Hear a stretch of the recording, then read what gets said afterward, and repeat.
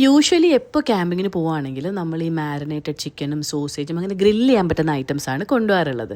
അപ്പം ഈ വട്ടം വെറൈറ്റി ആയിട്ട് ഒരു പൊതിച്ചോറ് കൊണ്ടുപോകാൻ ഞങ്ങൾ തീരുമാനിച്ചു.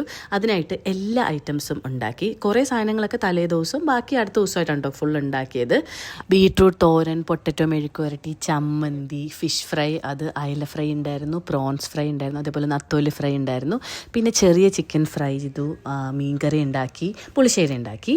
അപ്പം ഇതെല്ലാം നമ്മൾ ഉച്ചയ്ക്ക്, അതായത് ക്യാമ്പിങ് പോകുന്ന ദിവസം ഉച്ചയ്ക്കാണ് കേട്ടോ ഈ പൊതി കെട്ടുന്നത്. ഏകദേശം ഒരു 12:30 ആയിരിക്കും.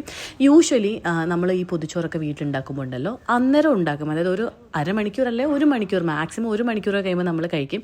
അപ്പം അത്രയും അതിൻ്റെ ഒരു ഫീൽ കിട്ടിയിട്ടില്ല. പക്ഷേ ഈ വട്ടം ഞങ്ങൾ ഉച്ചയ്ക്ക് പൊതി കെട്ടിയിട്ട് വൈകിട്ട് 6:30 ആകുമ്പോഴാണ് കേട്ടോ ഈ പൊതി കഴിക്കുന്നത്. ഭയങ്കര മണമായിരുന്നു. ആ ഇല എടുക്കുമ്പം തന്നെ ഇലയുടെയും അതേപോലെ ആ ഒരു ഫിഷ് ഫ്രൈൻ്റെയും പിക്കിളിൻ്റെയും എല്ലാം കൂടി ഭയങ്കര മണം എന്ന് പറഞ്ഞാൽ ഭയങ്കര മണമായിരുന്നു.